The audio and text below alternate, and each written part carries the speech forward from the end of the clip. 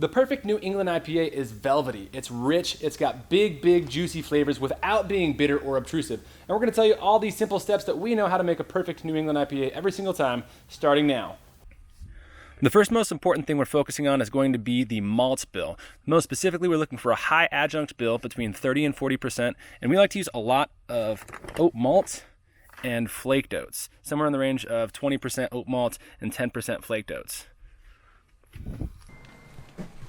Altogether, this is the malt bill that we're going for, but as long as you follow those rules of high adjunct and a lot of oats, the beer's gonna taste good no matter what. The next most important thing for brewing a perfect New England juicy IPA is going to be our water chemistry. The general profile we're shooting for is this guy right here, but the main takeaway is that we have a high ratio of chlorides to sulfates. This is what's gonna give you that smooth, juicy mouthfeel.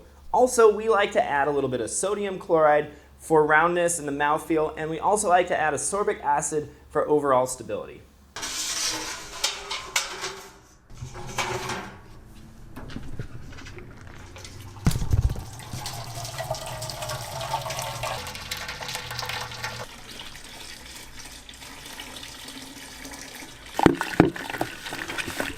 So the next thing we're talking about when it comes to making a good one of these is mash temperature. A lot of people like to go with a higher mash temperature, like 154, to try to get that body and thickness, but honestly with all the adjuncts and especially with the water chemistry, completely not needed. So we actually like to aim for something like 148, which is a pretty thin mash temperature. Now that we're up at a boil, the next big important step to making a perfect hazy or New England style IPA is obviously how you're gonna add the hops. We can actually do a short boil with this style. So what I'm gonna do now is I'm gonna do 0 boil additions. I'm gonna go ahead and get my chiller in there, turn off the heat, and then I'm gonna add a bunch of hops right into this. Well, I'm gonna use a bag just because I don't wanna risk the extra bitter quality that can come from too much plant material ending up in the fermenter. When you're adding this much, this is a minimum of 4 ounces of the freshest hops you can find that you're gonna wanna add to these. In this specific beer, that is actually 3 ounces of cryo citra and 1 ounce each of Equinaut and regular citra pellets. Lastly, I'm gonna try to cover this up for 2 reasons. First of all, I want to hold in all the volatiles that I can from the hopping addition. And second, when I start to chill this down, I don't want it exposed to the outside atmosphere. So those are gonna be important steps to making sure that we keep this a closed-ish system and maximize that hop flavor without risking any bad flavors coming from this step.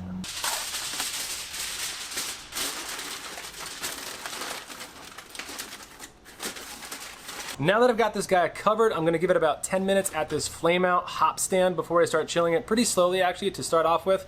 Like I said, I've got 3 ounces of cryo citra, 1 ounce of pellet citra, and 1 ounce of pellet Equinaut, so that's basically the equivalent of 7 to 8 ounces of hops total in there. That's definitely overkill, but you wanna go with at least 4 ounces of the freshest hops you can get for this stage. All right, just a couple things to close out the brew day. We added London ale yeast. Really any English yeast can work, but that's not the star.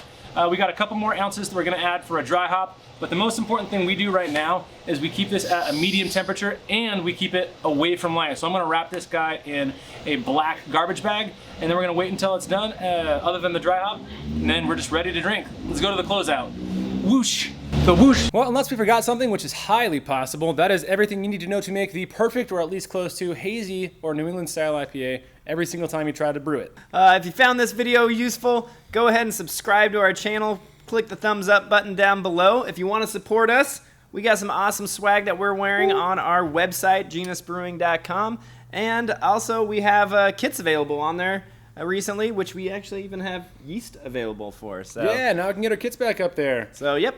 Otherwise, we'll see you next time. Oh, also share this video with your friends. We're trying to get to 16,000 subscribers before tomorrow. Right now, share and subscribe if you haven't.